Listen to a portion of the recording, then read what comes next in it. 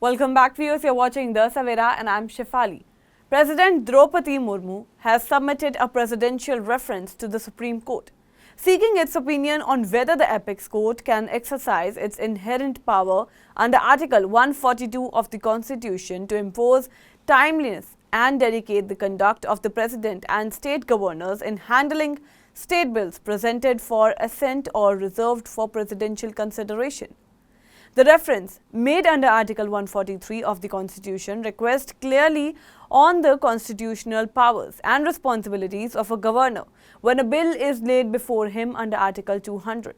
Now, this comes in the wake of a recent Supreme Court ruling declaring that the Tamil Nadu governor's decision to reserve 10 repassed bills for the president's assert as unconstitutional. Broadly, the presidential reference seeks to determine whether the judiciary can issue binding timelines or procedural directions to the president and governors under Article 200 and 201, provisions that outline the assent process of state legislatures. It also questions whether the judiciary can intervene in such processes, particularly under Article 142. The reference points to confiscating judgments by the Supreme Court regarding whether the presidential's assent under Article 201 is subject to judicial review. It seeks the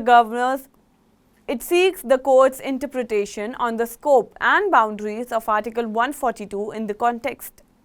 Now, dated on May 13, the last working day of then CJI Sanjeev Khanna, the matter was never been overseen by current Chief Justice R.B. Gawai, who is expected to constitute a constitution bench to examine the reference.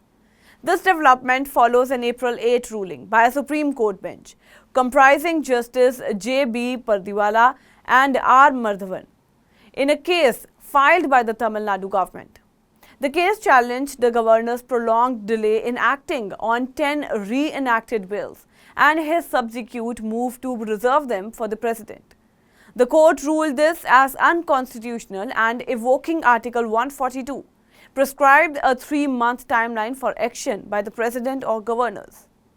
The reference criticizes the ruling, stating that the idea of deemed assent contradicts the Constitution and undermines the discriminatory powers of the president and governors. It notes that state governors are increasingly approaching the Supreme Court under Article 32, which is meant for fundamental right enforcement, instead of Article 131, which addresses center-state disputes and other federal issues.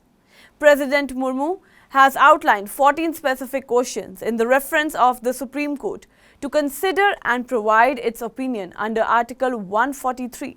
That's all for now on this update. Stay tuned to The Savera, download the app and follow us on Facebook, Instagram, Twitter and YouTube.